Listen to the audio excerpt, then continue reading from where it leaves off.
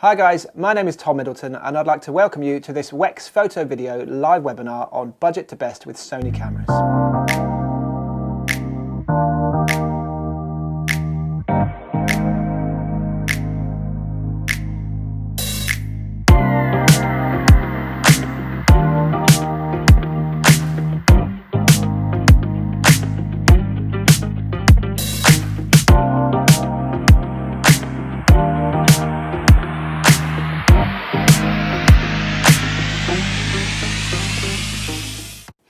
So I've been running Lush Films since 2012 and we make beautiful films for great British brands.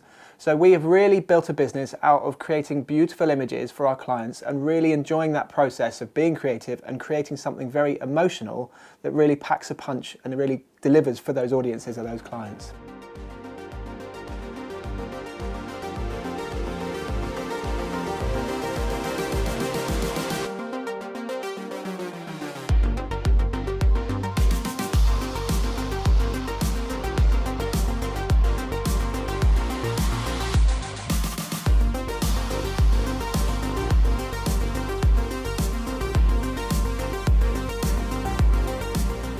So back in those days, we were using cameras because we had a passion for photography, and the evolution of mirrorless cameras started to happen, and we moved very gradually into video without being intentionally trying to build a business, but it was just something we really enjoyed doing and really enjoyed using different tools to capture images and bits of video that we really loved doing.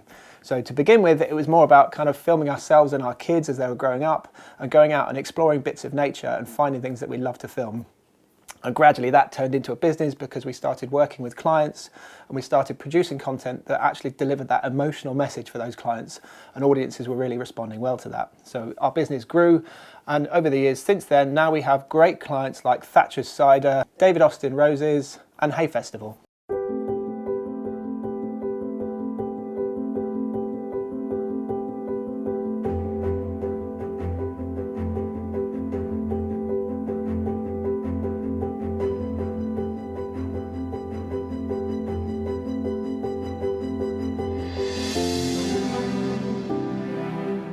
There was a time when trust was something that people expected because of who they were or who they represented. There was a time when people thought they could demand trust. Not anymore. Trust is something you earn. And when you see the queues here at Hay Festival, you know that people have earned it. The reason people line up, the reason people pay their money, the reason they come here to see certain speakers is because they think they trust them. Over time, they've come to a view, these are people who tell it like it is, they tell us the truth, they tell us from their knowledge and their experience and their understanding.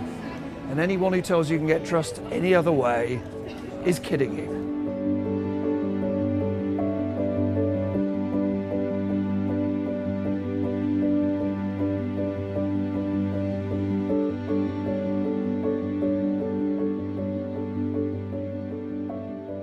But we still have that same ethos about capturing images and creating video content that really has that kind of creative, emotional message, and is as much about us expressing our creativity as it is about telling the story of those clients.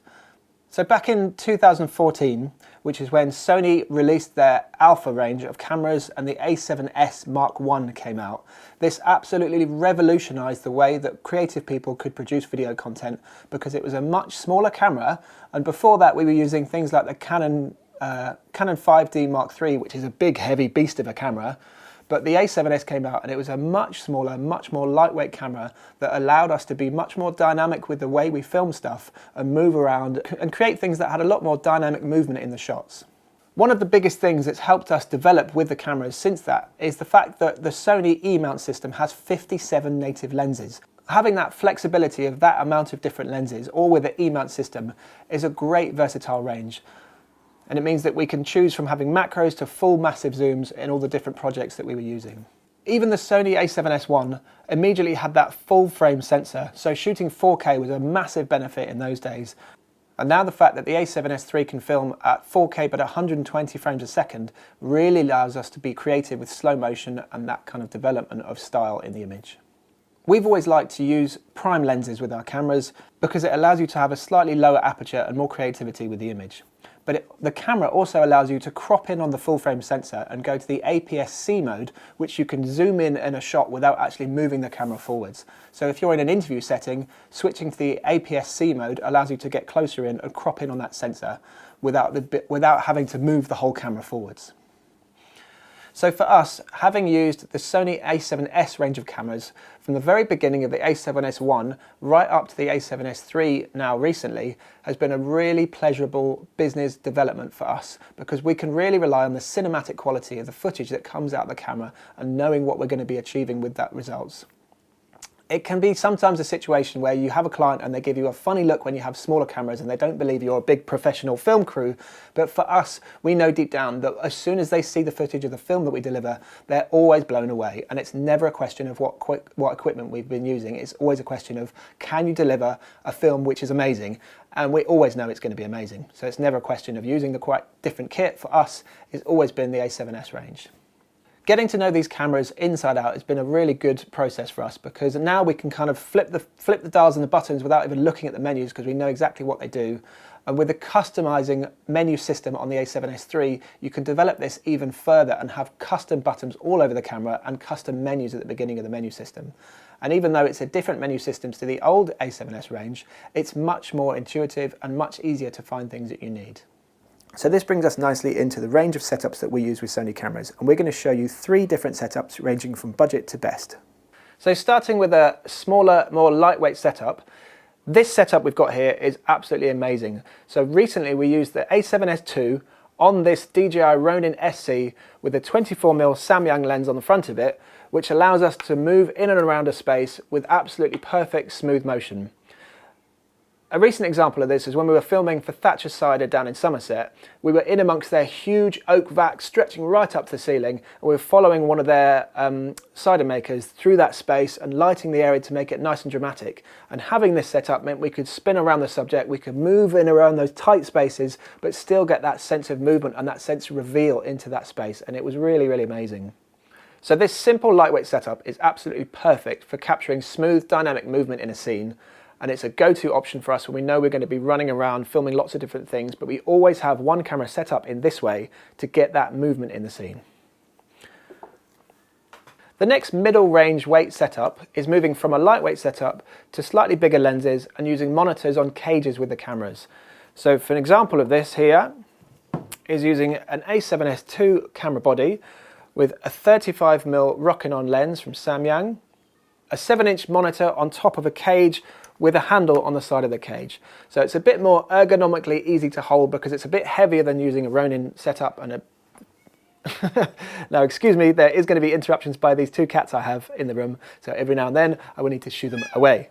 Thank you very much.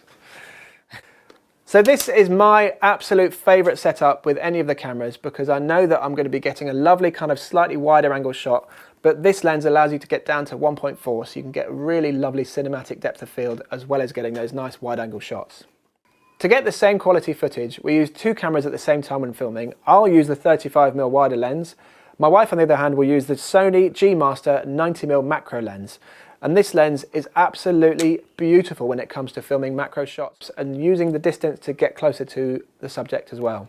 The communication between the Sony lens and the Sony body is amazing. So using that autofocus tracking with facial recognition works absolutely perfectly.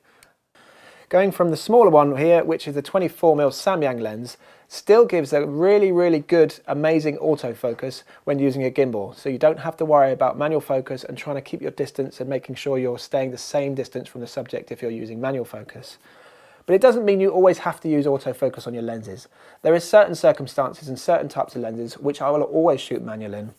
Even this Samyang 35mm lens, I tend to use manual focus almost all the time. Well, it does have really good autofocusing as well, but I tend to find I have more control using it in manual, and being able to use that with a prime lens means you tend to move in and out between the subject rather than actually focusing the lens ring yourself. Going up to the bigger cine lenses, these are always manual lenses rather than being automatic, and getting that beautiful depth of field using these cine lenses gives amazing results.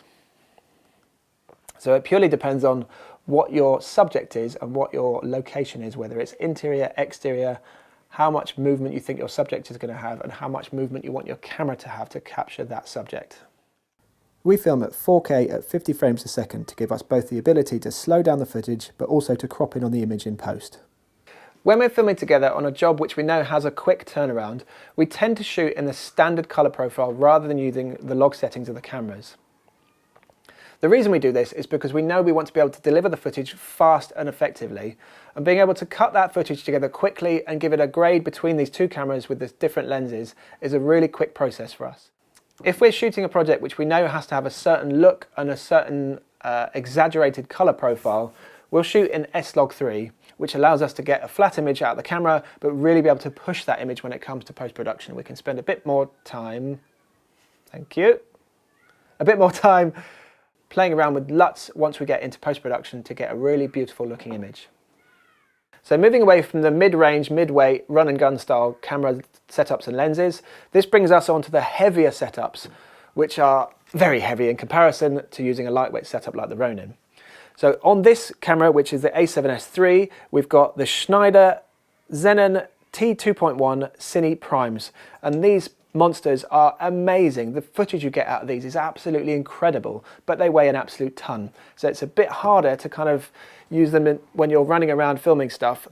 I think they're better used when you put them on a tripod.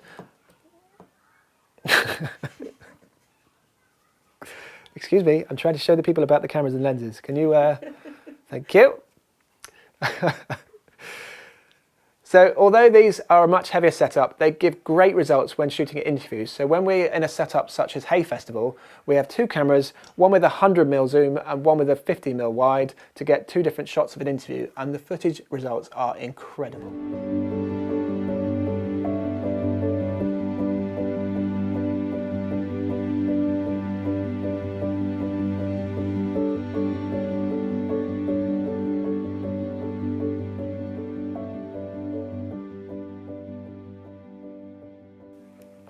I tend to always use a monitor with these lenses because then you can have a quick zoom in on the image. Thank you. On the other hand, even if you don't need to use a monitor, my wife Mish tends to always use the EVF viewfinders because you still get all that information and all that exposure and all that kind of true representation of the image through the viewfinder. And if you're in a bright sunny day, she kind of tends to use her eye rather than using an external monitor because she likes a lighter weight setup rather than me, which I always tend to use monitors because I like to see the image and the focus peaking and all that information as well.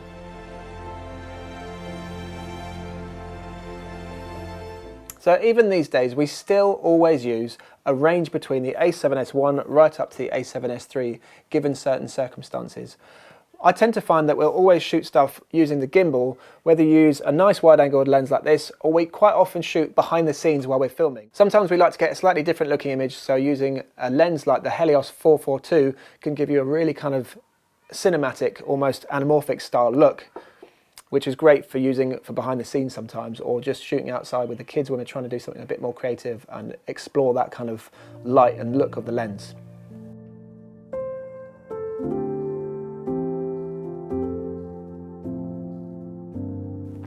But we tend to find that we'll always use a mixture of footage from all of these cameras because they all mix together so well, and it's a real blessing to know that the image you're going to get out of each of these cameras is still perfectly usable and perfectly professional when using it for big commercial clients. So in the last few weeks we've been testing out using the Sony A7S III, and we've been absolutely blown away by all the different options you've got and the video functions and the quality settings you have in this camera. It's been an absolute joy to use, and it really is going to stand the test of time, and it's going to be our go-to camera for years and years to come. So I hope you've enjoyed my webinar on budget to best using Sony cameras, and if you want to find out any more about this Sony A7S range, then check them out on Wex's website and see all the different lenses you can use for a massive range of different setups, whether it's lightweight, budget stuff, or a bit more heavy, manual, expensive stuff, but amazing quality at the same time. And to find out more about us, have a look at lushfilms.co and feel free to drop us a message and ask any questions anytime.